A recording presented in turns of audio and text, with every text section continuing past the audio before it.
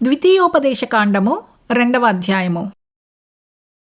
సైనికులైన వారందరూ ప్రజలలో నుండి లయమైపోయిన తరువాత యెహోవా నాకు ఈలాగు సెలవిచ్చెను.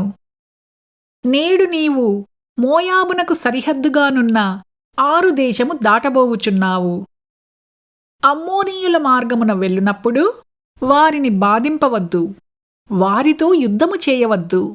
ఏలయనగా లోతు సంతానమునకు దానిని స్వాస్థ్యముగా ఇచ్చినందున అమ్మోనీయుల దేశములో నీకు స్వాస్థ్యమునియ్యను. అదియు రెఫాయీయుల దేశమని ఎంచబడుచున్నది. పూర్వమందు రెఫాయీయులు అందులో నివసించిరి. అమ్మోనీయులు వారిని జంజుమీములందురు. వారు అనాకీయుల వలె ఉన్నత దేహులు, బలవంతులైన బహుజనులు. అయితే యెహోవా అమ్మోనీయుల ఎదుట నుండి వారిని వెళ్ళగొట్టెను కనుక అమ్మోనీయులు వారి దేశమును స్వాధీనపరుచుకొని వారి చోట నివసించిరి.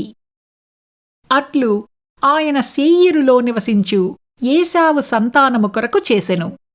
ఎట్లనగా ఆయన వారి ఎదుట నుండి హోరీయులను నశింపజేసెను కనుక వారు హోరీయుల దేశమును స్వాధీనపరుచుకొని నేటి వరకు వారి చోట నివసించుచున్నారు.